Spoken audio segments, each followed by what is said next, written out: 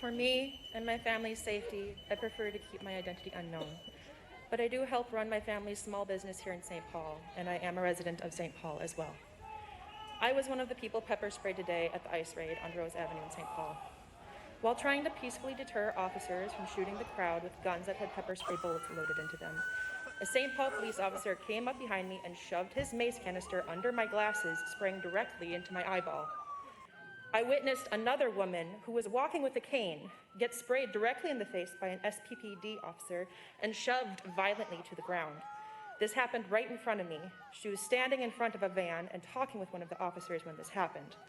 One of my friends, who's a veteran, is still processing the fact that an ICE agent pointed a live gun, a real gun, directly at his chest today. He was very clearly unarmed with his hands out wide by his sides when this happened. The following are a series of questions my fellow activists have for the City Council. 1.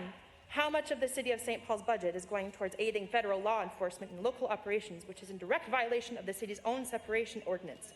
2. How can we be sure that the increased investments in SPPD are going to protect and serve our community? 3. What oversight is this council and mayor providing for the police department to ensure that our city is a safe place for all residents and not uplifting fear through illegal enforcement? 4. What are the current regulations regarding SPPD officers identifying themselves to the public, and what steps will be taken to ensure compliance with those regulations? Is there additional language needed to ensure officers are identifiable during these types of situations? And 5.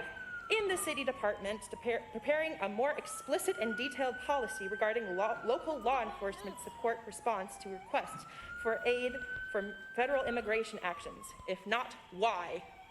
That is all. Thank you very much. Thanks for the sign-in.